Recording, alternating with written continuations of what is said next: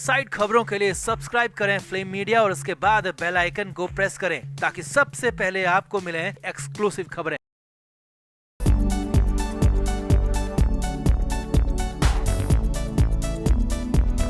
शिवसेना नेता संजय राउत इंतजार में थे कि उन्हें रिलीफ मिलेगी। 2 नवंबर का वो दिन होगा जब उनके अच्छे दिन शुरू हो जाएंगे। 2 नवंबर को उन्हें जमानत मिलेगी। उन्हें ऐसा लग रहा था, एहसास हो रहा था, लेकिन 2 नवंबर से पहले ही बवाल हो गया क्योंकि राउत उल्टा फंस गए। 2 नवंबर से पहले उनका खेल खत्म होता हुआ दिख रहा है। 2 नवंबर से पहले ही काम तमाम हो गया क्योंकि प्रवीण राउत ने बगावत की तारीख तय कर ली है, तारीख के कहें कि मांग ली है। और प्रवीण राउत को अचानक अपना दुश्मन बनाना संजय राउत को भारी पड़ने वाला है। तो बताते हैं आपको पूरा मामला क्या है, अपडेट कैसे। 2 नवंबर से पहले ही संजय राउत का हो गया काम तमाम। आप इस वीडियो को शेयर करें और कमेंट करके अपनी राय जरूर दें कि ये संजय राउत के लिए कितना बड़ा झटका है, कमेंट जरूर करें।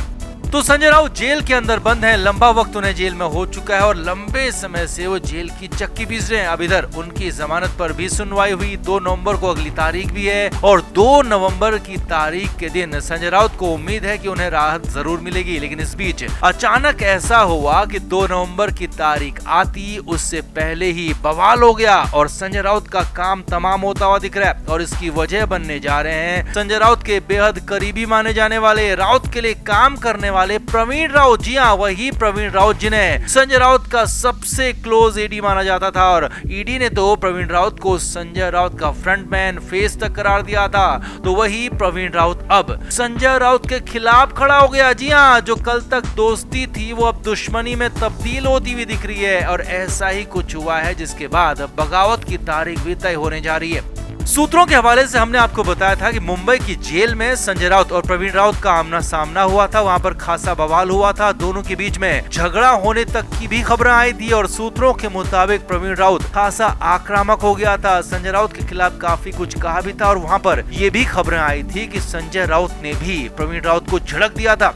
अब प्रवीण राउत पहले से ही संजय राउत से नाराज बताया जा रहा है क्योंकि पात्रा चौल घोटाले का पूरा जिम्मा, पूरा मामला या कहें कि प्रवीण राउत पर ही डाला जा रहा है और संजय राउत खुद को बचाने के लिए प्रवीण राउत को ही बलि का बकरा बना रहे हैं, ये प्रवीण राउत मानते हैं। और यहाँ तक कि संजय राउत खुद प्रवीण राउत से रिश्ते होने, संबंध होने तक से इनकार कर रहे हैं। और जब जेल के अंदर यहाँ विवाद हुआ, झगड़ा हुआ, तो उसके बाद प्रवीण राउत के सब्र का बांध टूट गया। जी हाँ, ये बड़ी खबर आपको बता रहे हैं। सूत्रों के हवाले से सबसे बड़ी खबर यह है कि प्रवीण राउत के वकील ने मुंबई की कोर्ट जाने का मन बना लिया है और प्रवीण राउत को गवाही दिलाने के लिए तैयार कर लिया है। जी हां, और ये सब कुछ 2 नवंबर से पहले हो सकता है, यानी कि जिस प्रवीण राउत पर सब कुछ मामला डाला जा रहा था, अब वही प्रवीण राउत यहाँ पर गवाह बनने जा रहा है और सबकी पोल खोलने जा रहा है। और हो सकता है कि यहाँ पर वो सरकारी गवाह बनने की भी कोशिश कर डाले। जी हाँ, आगे देखिए, प्रवीण राउत की तरफ से ये भी कहा गया है कि वो जितना इस मामले में शामिल है वो उसको मानता है और साथ ही साथ अन्य लोग जो शामिल थे उन्हें भी जानता है और उन्हें पूरे भरे कोर्ट में, कोर्ट के सामने एक्सपोज करेगा, ईडी के सामने एक्सपोज करेगा। अब प्रवीण राउत के मुंह खोलने का साफ साफ मतलब है कि अगर संजय राउत किसी भी तरीके से इस मामले में शामिल हैं, कहीं भी शामिल हैं, तो वो बचने वाले नहीं है क्योंकि प्रवीण राउत मुंह खोलेगा तो सबसे बड़ी बात यह है कि प्रवीण राउत वो सब कुछ बताएगा जो हुआ था। और बड़ी बात यह भी है कि प्रवीण राउत के साथ दुश्मनी अब संजय राउत को यहाँ पर भारी पड़ सकती है। अब भले ही राउत को लग रहा होगा कि प्रवीण राउत मुंह नहीं खोलेगा, लेकिन वकील के जरिए कोर्ट पहुंचने की तैयारी कर ली है, तारीख मांग ली है और 2 नवंबर से पहले प्रवीण राउत की गवाही हो गई तो फिर तो संजय राउत के लिए सब कुछ यहीं पर खत्म हो जाएगा, तबाह हो जाएगा। क्योंकि प्रवीण राउत सब कुछ अगर उगल देगा तो फिर 2 नवंबर को होने वाली जमानत की सुनवाई में ईडी का पक्ष मजबूत हो जाएगा, संजय राउत का पक्ष बुरी तरह से खत्म हो जाएगा और उसके बाद जमानत तो बहुत दूर की बात हो जाएगी और उल्टा संजय राउत पर केस की धाराएं और ज्यादा बढ़ सकती हैं और सजा तक भी हो सकती है। जी हाँ, ये बड़ा मामला यहाँ पर हो सकता है अगर प्रवीण राउत कोर्ट जाते हैं, अपनी गवाही देते हैं। तो कुल मिलाकर राउत फंस गए, अटक गए, बुरी तरह से जकड़ गए, कानून के शिकंजे में पूरी तरह से फंस चुके हैं। और प्रवीण राउत के साथ दुश्मनी जो कि ताजा हुई है, क्योंकि पहले तो उनकी दोस्ती की बात कही जाती रही है, लेकिन अब जो ताजा दुश्मनी हुई है वो यहाँ पर संजय राउत पर भारी पड़ सकती है। तो आपका इस पूरे मामले पर क्या कहना है, आप भी कमेंट करके अपनी राय जरूर दें, वीडियो को शेयर भी करें। तो संजय राउत जेल के अंदर बंद हैं, उनकी जमानत पर अब तक कोई फैसला हो नहीं पाया है। हालांकि हालात ये हैं कि कोर्ट के फैसले के बाद भी उनको जमानत मिल पाएगी या कहें कि वो जेल से बाहर आ पाएंगे, फिलहाल ऐसा दिखता नहीं है। अब इन सब के बीच जेल में ये राउत की दिवाली मनी, लेकिन जेल में ये दिवाली नहीं बल्कि राउत का दिवाला निकल गया था, क्योंकि ऐसा ही कुछ हो गया, ऐसा ही कुछ हुआ। अब सिलसिलेवार तरीके से हुआ क्या, कैसे हुआ, वो आपको बताते हैं, दिखाते हैं। वैसे तो दिवाली के दिन सुबह सुबह ही संजय राउत के परिवार से लोग उनसे मिलने आए थे और जेल सूत्रों के मुताबिक संजय राउत से काफी देर तक ये बातचीत भी हुई थी। हालांकि इसी दौरान खबरें ये भी आई थी कि राउत रुआंसे हो गए थे, रोने लगे थे और परिवार के सामने टूट कर बिखरने लगे थे और उसके बाद वापस से सेल के अंदर संजय राउत को ले जाया गया।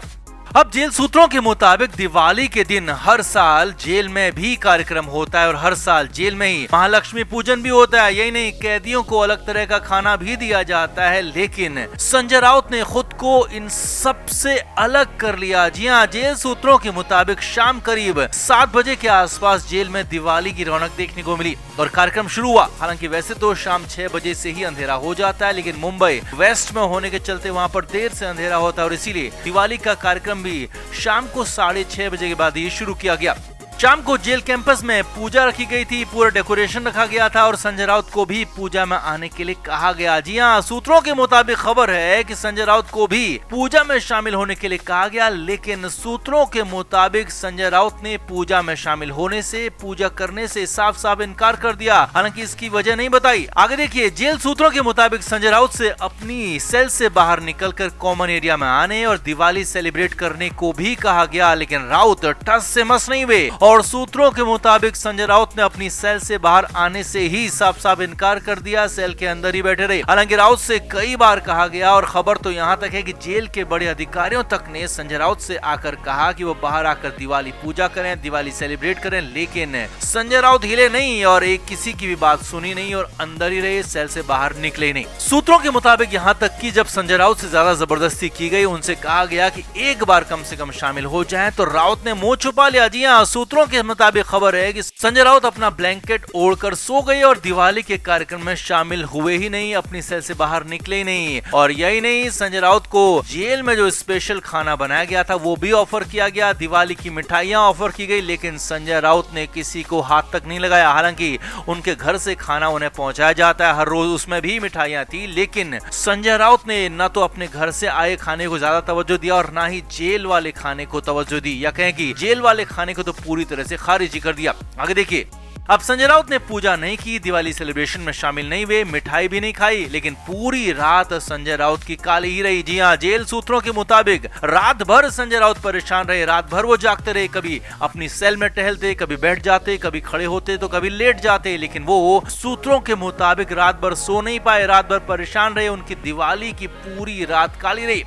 अब सूत्रों के मुताबिक खबर है कि सुबह से ही संजय राउत डिप्रेस थे, परेशान थे और जब उनके घर वालों से मुलाकात हुई उसके बाद से संजय राउत के हालात और खराब थे और रात होते होते, दिवाली का सेलिब्रेशन शुरू होते होते संजय राउत की हालत और ज्यादा खराब हो गई थी और हो सकता है इसी वजह से संजय राउत ने खुद को अलग थलग कर लिया हो, खुद को पूरी तरह से दिवाली सेलिब्रेशन से दूर कर लिया और उसी के बाद रात भर संजय राउत सो नहीं पाए। अब हालांकि यहाँ पर संजय राउत को ये भी लग रहा होगा कि जब वो जेल में है तो फिर कैसे और किसकी दिवाली, और हो सकता है कि इसीलिए राउत ने दिवाली नहीं मनाई हो और 2 नवंबर को होने वाले फैसले पर राउत की नजर है, जिसमें संजय राउत की जमानत पर फैसला आना है। हालांकि 1-2 दिन के लिए आगे भी फैसला टल सकता है क्योंकि 2 नवंबर को भी कुछ दलीलें और रखी जानी है, लेकिन फिलहाल हालात देखकर, केस की इंटेंसिटी को देखकर लगता नहीं है कि राउत को इतनी जल्दी राहत मिल पाएगी। लगता तो ये भी है कि दिवाली क्या, होली भी संजय राउत को जेल में ही मनानी पड़ सकती है, तो लिहाजा संजय राउत को संभलते हुए चीजें आगे बढ़नी चाहिए और जैसे हो जहाँ हो कम से कम कुछ तो सेलिब्रेट करना ही चाहिए था।